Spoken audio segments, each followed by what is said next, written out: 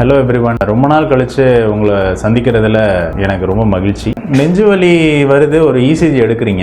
So ECG நார்மல்னு சொல்லிட்டாரு doctor. ECG நார்மல்னாலும் heart attack வரலாமா? எல்லாமே நார்மல்னு சொன்னா வீட்டுக்கு போயிடலாம். இது தெரிஞ்சுக்க இந்த வீடியோக்குள்ள போகலாம். ஒரு பேஷண்ட் எமர்ஜென்சின்னு வராங்க, நல்ல சிவியர் செஸ்ட் பெயின், நல்ல நெஞ்சு வலி சார் டாக்டர் என்னால் நெஞ்சு வலிக்குது, தாங்கவே முடியல அப்படின்றாங்க. இசிஜி எடுத்தோம், நார்மல். காரமாக எதை சாப்பிட்டீங்களா? ஆமா டாக்டர், மீன் குழம்பு சாப்பிட்டேன் அப்படின்னு சொல்றாரு.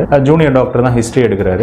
என்ன வயசுப்பா அப்படின்னா 45 சார், சுகர் பேஷண்ட். அவர் இப்பதான் 2 வருஷமா சுகர்னு கண்டுபிடிச்சு டேப்லெட்ஸ் எடுக்கிறாங்க. ஒரு 2 ஹவர்ஸாவே நெஞ்சு வலிக்குதுன்னாங்க. இசிஜி எடுத்து நார்மல் சார், ஒன்றும் பெரிய விஷயம் இல்லை அப்படின்னாரு. யூஸ்வலா இசிஜி எடுத்த உடனே ஒரு பிளட் டெஸ்ட் அனுப்புவோம், அது பேர் ட்ரோபோனின். ட்ரோபோனின்னா heart attack blood supply cut ஆகி அந்த மசில் டேமேஜ் ஆனால் ஹார்ட் ஒரு என்சைம் ரிலீஸ் பண்ணும், அதான் ட்ரோபோனின். ஸோ அது பிளட்ல இருக்கா அப்படின்னு பார்த்தா அது ஒரு மைல்டு அட்டாக்னு கண்டுபிடிச்சு இமீடியட்டா அதுவும் ஆன்ஜியோ பண்ணுவோம், இசிஜி நார்மலா இருந்தாலும். ஸோ அவர் அந்த பிளட் டெஸ்ட் அனுப்பிச்சிட்டேன், இசிஜி அனுப்பிச்சிட்டேன், பிளட் டெஸ்ட் வந்துருச்சு சார், நார்மல் தான், அனுப்பிச்சிடலாமானா இருப்பா 45 வயசு தான் ஆகுது, டயபெட்டிக் வேற, நான் பார்த்ததுக்கப்புறம் நீ அனுப்பு, நான் ஒரு கேஸில் இருக்கேன், நான் ஒரு 15 மினிட்ஸ் வெயிட் பண்ணி நான் பார்த்துறேன்ட்டு ஹிஸ்ட்ரி எடுக்கிறேன்.